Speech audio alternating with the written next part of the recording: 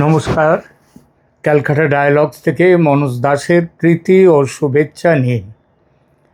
আমি গত 22শে জুন আমি বলেছিলাম যে যেদিন পশ্চিমবঙ্গ সরকার বাজেট পেশ করছে সেদিন আমি বলেছিলাম সেই বাজেটে 11,000 কোটি টাকা রেখে দেওয়া হয়েছে কেন্দ্রীয় সহযোগিতায় তিস্তা প্রকল্পের জন্য।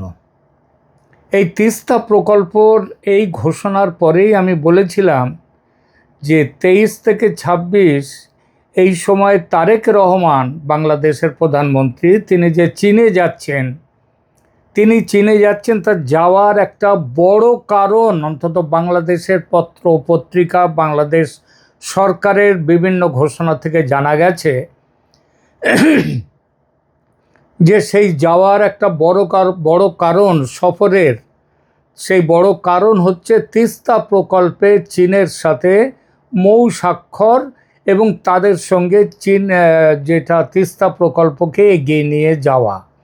আমরা এটাও জেনেছিলাম যে 11,000 কোটি টাকা ব্যয়ে তিস্তা প্রকল্প করবে বাংলাদেশ চীনের সহযোগিতায় এবং এই টাকাটাও আবার চীন পুরোপুরি দিয়ে দেবে, এটাও আমি বলেছিলাম। এবং সেই মৌ স্বাক্ষরিত হবে এবার তারেক রহমান যে চীন সফরে যাচ্ছেন সেই চীন সফরে যাওয়ার পর সেই চীন সফরে এই জিনিসটা হবে। কিন্তু আমি আমার সেই ভিডিওতে বলেছিলাম প্রতিবেদনে যে পশ্চিমবঙ্গের যদি উজানে এই যে পশ্চিমবঙ্গের প্রকল্প থাকার ফলে বাংলাদেশের প্রকল্পের উপরে চাপ তৈরি হবে এবং বাস্তবে বাংলাদেশের পক্ষে কিছু করা কঠিন। সুতরাং এই পরিস্থিতিতে বাংলাদেশ চীনের মৌ স্বাক্ষর তিস্তা নিয়ে আদৌ হবে কি না আমি এই সন্দেহ সেদিন জানিয়েছিলাম এবং দেখা গেল বাস্তবে ঠিক তাই হয়েছে। আজ 26শে জুন আজকে খবর যা আসছে তাতে তারেক রহমানের সঙ্গে চীনের 13টি মৌ স্বাক্ষর হয়েছে মেমোরান্ডাম অফ আন্ডারস্ট্যান্ডিং স্বাক্ষর হয়েছে, কিন্তু সেখানে তিস্তা প্রকল্পের কোনো নাম নেই। এই বিষয়টি নিয়ে এখনকার আলোচনা। দেখুন, তিস্তা এখন আর শুধু একটা নদীর নাম নয়, এটা হয়ে উঠেছে জল, রাজনীতি, সীমান্ত জিওপলিটিক্স আর দক্ষিণ এশিয়ার ক্ষমতার সমীকরণের এক জটিল কেন্দ্রবিন্দু। আমি আপনাদেরকে যেমন বলেছিলাম যে এই বাস্তবতা দেখে মনে হচ্ছে মৌ স্বাক্ষর এবার করা মুশকিল এবং মৌ স্বাক্ষর আদৌ হয়নি। কারণটা কি? কারণ খুব সোজা। তিস্তার উজানে ভারত আর উজানের দেশকে বাদ দিয়ে তিস্তার মতো আন্তঃসীমান্ত নদীতে বড় কোনো পরিকল্পনা বাস্তবায়ন করা শুধু কঠিনই নয়, অনেক সময় প্রায় অসম্ভব হয়ে পড়ে এবং এখানে ঠিক সেটাই হয়েছে। কিন্তু তিস্তা কেন এত গুরুত্বপূর্ণ? দেখুন, তিস্তা নদী উত্তরবঙ্গের জন্য, যেটা পশ্চিমবঙ্গের অংশেও আছে আবার বাংলাদেশের অংশেও আছে, তাদের জন্যে জীবন রেখার মতো। এই নদীর জল, পলি, প্রবাহ আর মৌসুমি আচরণের সঙ্গে জড়িয়ে আছে কৃষি, সেচ, বন্যা, ভাঙন, চর, জীবিকা সব কিছু। বাংলাদেশের উত্তরাঞ্চলে তিস্তা শুধু জলের উৎস নয়, এটি একটি রাজনৈতিক ও আর্থসামাজিক প্রশ্ন। কারণ শুকনো মৌসুমে নদীতে জল কমে গেলে ক্ষতি হয় কৃষকের, আবার বর্ষায় জলের অতিরিক্ত প্রবাহ আর অনিয়ন্ত্রিত ভাঙনে ক্ষতিগ্রস্ত হয় বসতি, জমি আর অবকাঠামো। অর্থাৎ তিস্তা প্রকল্প মানে কেবল বাঁধ বানানো নয়, এটা মানে নদীর গোটা অববাহিকাকে নিয়ন্ত্রণ, পুনর্গঠন আর ভবিষ্যৎ পরিকল্পনার প্রশ্ন। পশ্চিমবঙ্গের 11,000 কোটি রুপি এই প্রশ্নে বাংলাদেশের এই সমস্যায় কী বার্তা দিল? দেখুন, এখানে মূল বিষয়টা যেমন বিশাল অর্থের পরিমাণ, কারণ পশ্চিমবঙ্গের 11,000 কোটি রুপি এই বাজেটে এসছে পুরোটাই কেন্দ্রীয় সহায়তায়। আবার ঠিক সেই একইভাবে বাংলাদেশ বলছে তারা 12,000 কোটি টাকা তাদের টাকায় এখানে রেখে দেবে তিস্তা প্রকল্পে, এবং সেটা চীনের অর্থায়নে। এখানে মূল বিষয়টা শুধু অর্থের অঙ্ক নয়। ভারতের 11,000 কোটি টাকা নিশ্চিতভাবেই বাংলাদেশের 12,000 কোটি রুপি, 12,000 কোটি টাকার থেকে অনেক বড় অঙ্ক ভারতের 11,000 কোটি। ভারত এখন এই তিস্তা নিয়ে নিজের অবস্থান আরও স্পষ্ট করতে এই বার্তাটি দিল। এটা পশ্চিমবঙ্গের স্থানীয় প্রকল্প বলে দেখা গেলেও বাস্তবে এর ভূ রাজনৈতিক প্রতিধ্বনি আছে। কারণ তিস্তার উৎস, প্রবাহ নিয়ন্ত্রণ, জল ধরে রাখা, বন্যা ব্যবস্থাপনা সব কিছুর কেন্দ্রেই আছে উজান। আর পশ্চিমবঙ্গের গজলডোবায় সেখানে বড় প্রকল্প আছে তিস্তা নিয়ে, এবং পশ্চিমবঙ্গের প্রকল্প হচ্ছে দুটো খাল আলাদা করে কাটা হবে, সেখান দিয়ে তিস্তার জলকে দেওয়া হবে। এবং নিশ্চিতভাবেই মনে রাখতে হবে এই খাল কাটলে তার জল সেখানে গেলে বাংলাদেশের ভাগ্যে জল আসবে না। যখন উজানে থাকা দেশ নিজেই বড় বিনিয়োগ ঘোষণা করে, তখন ভাটি দেশের পরিকল্পনা খুব স্বাভাবিকভাবেই চাপে পড়ে। বাংলাদেশ তখন আর একা নিজের মতো করে নদীর গতিপথ বদলাতে পারে না। বড় প্রকল্প করতে হলে উজানের প্রবাহ, ভারতের প্রকৌশলগত সিদ্ধান্ত এবং সীমান্তবর্তী নদী ব্যবস্থার বাস্তবতা সবই হিসাবের মধ্যে আনতে হয়। আর এই জন্যেই বড় গুরুত্বপূর্ণ প্রশ্নটা এসে গেল, চীন এবং বাংলাদেশের মধ্যে তিস্তা নিয়ে কোনো মৌ স্বাক্ষরিত হলো না। এখন আসি কেন। যদি চীন এত আগ্রহী হয়, আপনারা জানেন যে যেটা তিস্তার প্রকল্পটা হবে ভারতের শিলিগুড়ি করিডর, যেটার নাম চিকেন স্নেক, তার কাছাকাছি, এবং চীন এখানে খুবই আগ্রহী এই জায়গাতে তাদের অবস্থান নেওয়ার জন্যে। তো যদি চীন এত আগ্রহী হয়, যদি বাংলাদেশও তিস্তা নিয়ে দ্রুত সমাধান চায়, তাহলে আলাদা করে তিস্তা নিয়ে কোনো মৌ স্বাক্ষর হলো না কেন? এই প্রশ্নটা তো খুব স্বাভাবিকভাবেই উঠবে। তার উত্তর কেউ ঝেড়ে কাশবে না, বাংলাদেশের পক্ষ থেকে, চীনের পক্ষ থেকেও। কিন্তু তার উত্তরটা যেটা হলো সেটা এক কথায় উজানের বাস্তবতা। তিস্তা এমন কোনো নদী নয় যেটাকে শুধু বাংলাদেশের ভেতরে বসে টেকনিক্যাল প্রকল্প দিয়ে পুরোপুরি সামলানো যাবে। নদীর বড় অংশের প্রবাহ নিয়ন্ত্রণ ও কাঠামোগত প্রভাব ভারতের ভূখণ্ডের সঙ্গে যুক্ত। ফলে চীন বাংলাদেশ যদি তিস্তা নিয়ে খুব বড়, খুব দৃশ্যমান, খুব প্রতীকী একটি মৌ করত, তাহলে সেটা শুধু প্রকল্পগত বিষয় থাকতো না, সেটা সরাসরি ভারতকে বার্তা দিত এবং দক্ষিণ এশিয়ার কূটনৈতিক ভারসাম্যে নতুন উত্তেজনা তৈরি করত। এটা যেমন ঠিক, তেমন এর থেকেও বড় ঠিক যে এখন বাংলাদেশের পক্ষে ভারতের অনুমতি নয়, ভারতের সাথে কথা না বলে কোনো তিস্তা প্রকল্প করা যাবে না। তাই বাস্তবসম্মত পথ ছিল বেশি সতর্ক, বেশি টেকনিক্যাল, বেশি আড়াল রেখে দিয়ে কিছু করা। অর্থাৎ বড় বড় ঘোষণার বদলে ছোট ছোট নদীর ব্যবস্থাপনা, প্রশিক্ষণ, কারিগরি সহযোগিতা, জলের প্রযুক্তি, তারপরে সম্ভাব্যতা, নানা সমীক্ষা, এই ধরনের সমঝোতা দিয়ে বিষয়টি এগিয়ে নেয়া। আর চীন সেটাই করেছে। এটা অনেকটা এমন যেখানে রাজনৈতিকভাবে সবাই তিস্তা চায়, কিন্তু কূটনৈতিকভাবে এবং বাস্তবসম্মতভাবে তিস্তাকে সেইভাবে কাজ করা যায় না, এবং কেউ খোলা সংঘাতেও যেতে চাইছে না। চীন চাইছে, বাংলাদেশ চাইছে, কিন্তু বাস্তব পরিস্থিতি তাদেরকে আটকে দিচ্ছে। ভারতকে বাদ দিয়ে এটা সম্ভব নয়, কারণ আসল সত্যটা খুব কঠিন। তিস্তার উজানে ভারত থাকায় ভারতকে বাদ রেখে বাংলাদেশের তিস্তা নিয়ে বড় কিছু করা অসম্ভব। কেন বলছি অসম্ভব? প্রথমত নদীর প্রবাহের ওপর উজানের নিয়ন্ত্রণ থাকে, দ্বিতীয়ত জল ধরে রাখা, ছেড়ে দেয়া, মোড় ঘোরানো জলের, তারপরে জলের বাঁধ তৈরি করা, ব্যারেজ, ড্রেনেজ, এই সব সিদ্ধান্ত উজানে কি হচ্ছে, উজানের আচরণের ওপর সরাসরি নির্ভরশীল। তৃতীয়ত, আন্তঃসীমান্ত নদী হলে কেবল প্রকৌশলটা কাজ দেয় না, কূটনীতিও সমান গুরুত্বপূর্ণ। তাই বাংলাদেশ যদি তিস্তা প্রকল্পে বিনিয়োগ করতে চায়, দ্রুত তিস্তা প্রকল্প করতে চায়, চীনের মতো অংশীদার যদি পায়ও, এবং পাবেই, চীন তো খুব ব্যস্ত, কিন্তু ভারতের বাস্তবতা পাশ কাটানো যাবে না। আর ভারত সেই বাস্তবতার দৃষ্টি দিয়েই পশ্চিমবঙ্গকে দিয়ে 11,000 কোটি টাকার প্রকল্প ঘোষণা করে দিয়েছে।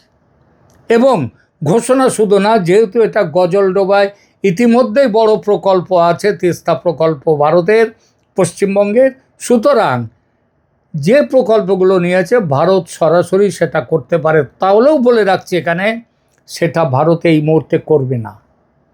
এই যে চীন এবং বাংলাদেশ পিছিয়ে গেল তিস্তা প্রকল্পে মৌ স্বাক্ষর থেকে, এটাতে এই বার্তা গেল, যা বাবা এখন ঘাটিয়ে লাভ নেই ভারতকে। ভারত যদি ওই প্রকল্প করে ওই খাল কেটে যদি তিস্তাকে নিয়ে যায় ভেতরের দিকে, তাহলে বাংলাদেশে যে জল পাচ্ছে সে জল শুকা মরশুমে সেটা পাবে না, আর বর্ষার মৌসুমে তখন জলের চোটে বন্যা হবে। সুতরাং বাংলাদেশ এবং চীন সমঝে গেছে, বুঝে গেছে এই মুহূর্তে এগিয়ে লাভ নেই। বাংলাদেশ নিজের ভেতরে, এলাকার ভেতরে কিছু কাজ করতেই পারে, যেমন ভাঙন রোধ, তারপরে নদীর পলি তুলে নেওয়া, নদী গর্ভটাকে আরও গভীর করা ইত্যাদি করতেই পারে, সেচ অবকাঠামো তৈরি করতে পারে, নদীর তীর সংরক্ষণ করতে পারে, সেখানে শহর তৈরি করতে পারে। শহর তৈরি করলে হবে না, শহরের জলটা আসবে কোত্থেকে? সেচের কাজ করবে, জলটা আসবে কোত্থেকে? তিস্তার মৌলিক প্রবাহ রাজনীতি বদলাতে পারবে না চীন, বাংলাদেশ যাই করুক না কেন। এটা করতে গেলে উজানের সমীকরণ বদলাতে হয়, অর্থাৎ ভারতের মধ্যে তিস্তার প্রবাহ সেটা ঠিক না করে কিচ্ছু করা যাবে না। আর সেটা ঠিক করতে গেলে কি করতে হবে? ভারতের সাথে আলোচনায় বসতে হবে, যেটা আমি গতদিন বলেছি। চীন কি করলো আর কি করেনি এবার? এই যে তারেক রহমানের তিস্তা নিয়ে এত কথা হলো, চীন তিস্তা ইস্যুতে প্রচণ্ড আগ্রহ দেখিয়েছিল, কিন্তু আগ্রহ আর চূড়ান্ত রাজনৈতিক অগ্রগতি এক জিনিস নয়। চীনের কাছে এটি ছিল একটি বড় অবকাঠামোগত ও কৌশলগত সুযোগ, বাংলাদেশের কাছে এটি ছিল বিকল্প খোঁজার একটি পথ।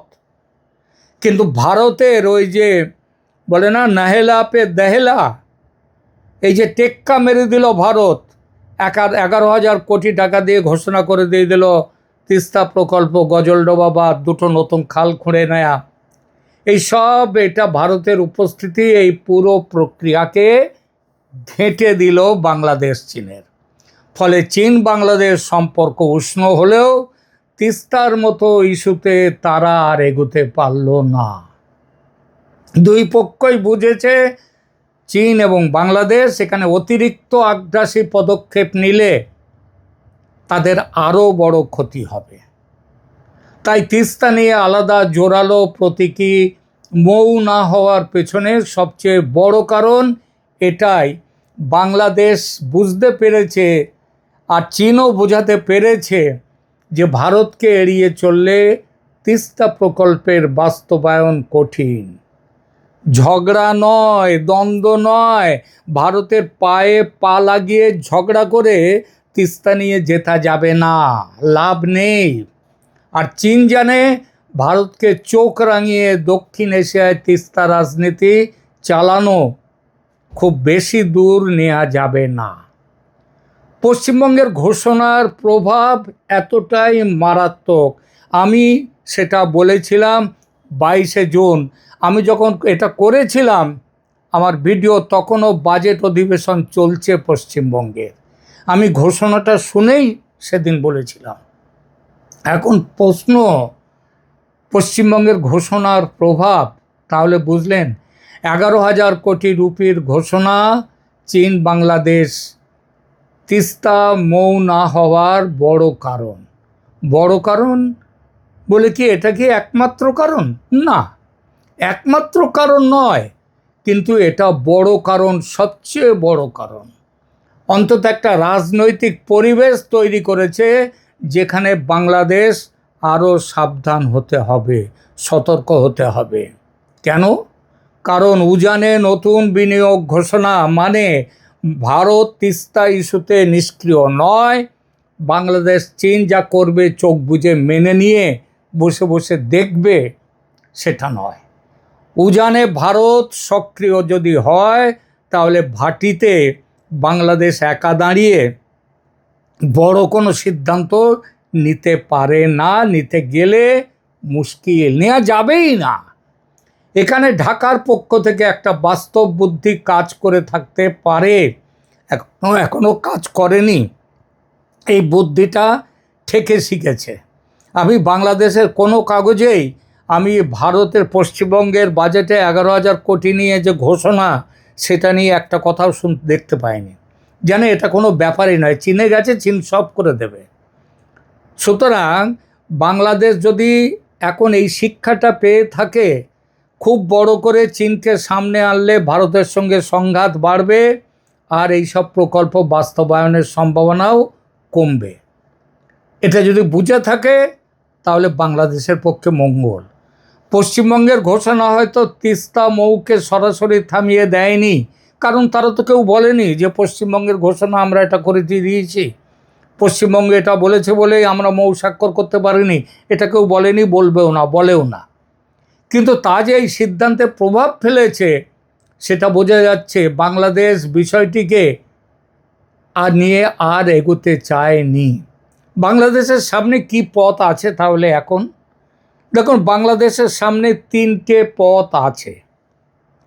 এক, তিস্তা নিয়ে ভারতের সঙ্গে আলোচনায় বসা, তিস্তার জল নিয়ে দীর্ঘমেয়াদী জল চুক্তির জন্যে চাপ বাড়িয়ে যাওয়া, ভারতের সঙ্গে আলোচনায় বসে একটা সিদ্ধান্তে চালিয়ে যাওয়া। আপনাদের হয়তো মনে আছে 2011-এ তো একটা জল বন্টন চুক্তি হয়েই যাচ্ছিল। মনমোহন সিং চলে গিয়েছিলেন শেখ হাসিনার সঙ্গে কথা বলতে ঢাকায়, আটকে দিয়েছিলেন মমতা ব্যানার্জি। তারপর মমতা ব্যানার্জি তো এখন চলে গেছেন, এখনও ভারতে রয়েছে নরেন্দ্র মোদীর সরকার। যদিও বাংলাদেশে ভারত যাদেরকে বন্ধু বলে ভাবে, সেই শেখ হাসিনার সরকার ছিল, কিন্তু এখন শেখ হাসিনার সরকার নেই, তারেক রহমানের সরকার আছে। কিন্তু এখন তো পশ্চিমবঙ্গে মমতা ব্যানার্জির সরকারও নেই, যিনি সেদিন আটকে দিয়েছিলেন।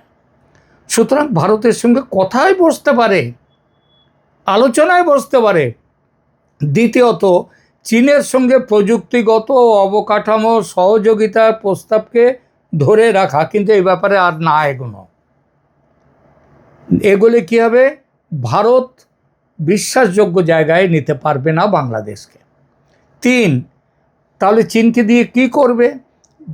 বাংলাদেশের নদীমাতৃক দেশ বাংলাদেশ, তার ভেতরে নদীর ব্যবস্থাপনা, সেচ, ভাঙন রোধ, পলি তুলে দেওয়া, খনন করা, অববাহিকা পরিকল্পনা, এই কাজগুলোকে নিয়ে এগিয়ে যাওয়া।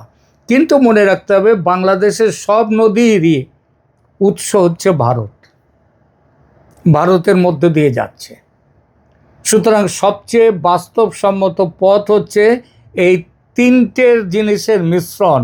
কারণ তিস্তা কোনো একক সমাধানের নদী নয়, এটা বহুমাত্রিক সমস্যা, আর ভূগোল, পরিবেশ, অর্থনীতি, রাজনীতি আর কূটনীতির জটিল অঙ্ক। সুতরাং যেটা স্পষ্ট হয়ে উঠছে তা হলো, পশ্চিমবঙ্গের 11,000 কোটি রুপি বরাদ্দ শুধু আরেকটি প্রকল্প ঘোষণা নয়, এটা তিস্তা অঞ্চলে ভারতের সক্রিয় অবস্থানের দৃঢ় ইঙ্গিত। আর সেই ইঙ্গিতই বাংলাদেশকে চীনের সঙ্গে খুব বড়, খুব দৃশ্যমান তিস্তা মৌয়ের পথে যেতে নিরুৎসাহিত করেছে, এবং চীন তাদেরকে বোঝাতে পেরেছে যে এভাবে কাজ হবে না। অনেক ঠেকে শিখেছে। তিস্তা নিয়ে বড় সিদ্ধান্ত নিতে হলে শুধু উন্নয়ন ইচ্ছা যথেষ্ট নয়, উজান ভাটি, রাজনীতি, অর্থনীতি, কূটনীতি, ভারতের সঙ্গে সহজ সম্পর্ক, সব কিছুকে একসঙ্গে মিলিয়ে দেখতে হবে, নইলে বিপদ বাড়বে, কমবে না। এই মুহূর্তে তিস্তার সবচেয়ে বড় সত্যি হলো নদীটা বাংলাদেশের মধ্যে, কিন্তু নদীর ভাগ্য ভারতের হাতে। তিস্তা এখন উন্নয়ন প্রকল্পের চেয়ে অনেক বড় কিছু। এটা দক্ষিণ এশিয়ার জিওপলিটিক্সের একটা জীবন্ত পরীক্ষা। এটা যেন বাংলাদেশ মনে রাখে আর সেইভাবে চলে। এখনকার মতো এখানেই রাখছি। ভালো থাকবেন, ধন্যবাদ।